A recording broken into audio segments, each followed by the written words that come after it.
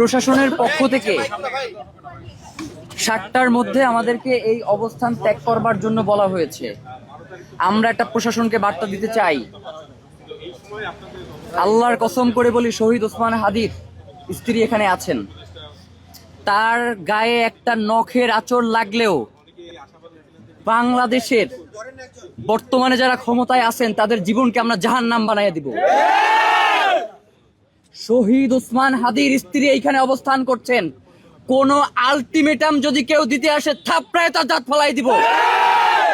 এইখানে কোনো আলটিমেটাম চলবে না।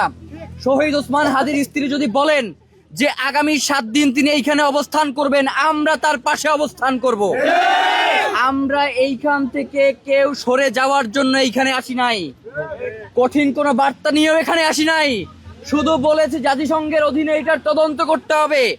যদি এই সরকার জাতিসংঘের অধীনে এটার তদন্ত করতে না পারে, তাহলে আমরা মনে করব অন্তর্বর্তীকালীন সরকার এই খুনের সাথে জড়িত। কোনো ধরনের তালবাহানা এইখানে চলবে না। শহীদ ওসমান হাদির হত্যার তদন্ত নিরপেক্ষভাবে বাস্তবায়ন করতে হবে এবং বাংলার জমিনে তার বিচার নিশ্চিত করতেই হবে। এর বাইরে সরকারের সাথে আমাদের কোনো কথা নাই। আপনাদেরকে আরো একটা কথা বলি, কোনো উপদেষ্টার সাথেও আমরা কোনো ধরনের কথাবার্তা বলবো না। কথা হবে একমাত্র ডক্টর মোহাম্মদ ইউনূস, আমাদের যিনি প্রধান উপদেষ্টা, আমাদের অভিভাবক, তার সাথে। এর বাইরে আমাদের কারোর সাথে কোনো কথা নাই। অমুক উপদেষ্টা এসে সান্ত্বনার বাণী দেবেন, অমুক দেবেন, তমুক দেবেন, এইগুলো বহুত শুনছি। আর মিষ্টি মিষ্টি কথা আমরা শুনতে চাই না।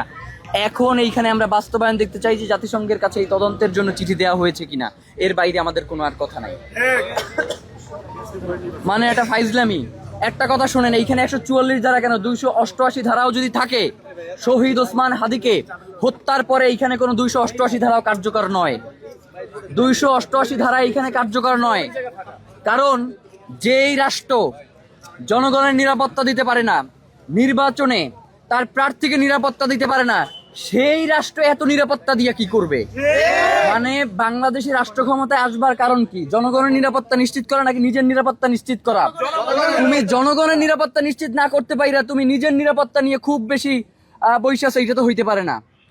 এইটা ডক্টর মোহাম্মদ ইউনূসকে বলা হয় নাই, এইটা বলা হয়েছে তার আশেপাশে যারা তাকে সবসময় বেষ্টনীর মধ্যে দিয়ে রাখেন, আমাদের জনগণকে তার পর্যন্ত পৌঁছাইতে যারা দেন না, তাদেরকে আমরা বলেছি ক্ষমতা ছাড়ার পরে বাংলাদেশে তো থাকতে পারবেই না, বিদেশেও যে কোনো জায়গায় আশ্রয় পাবেন, সেখানেও তো বাংলাদেশের স্বাধীনতাকামী জনগণ আছে, তাদের কাছে জুতা পেটা খাবেন। তারা জুতা দিয়ে বাইরে বাইরে আপনাদেরকে এই দিনগুলোর প্রতিশোধ দেবে। এইটা আপডেট নিউজ পেতে চোখ রাখুন বাংলার প্রতিবেদনে।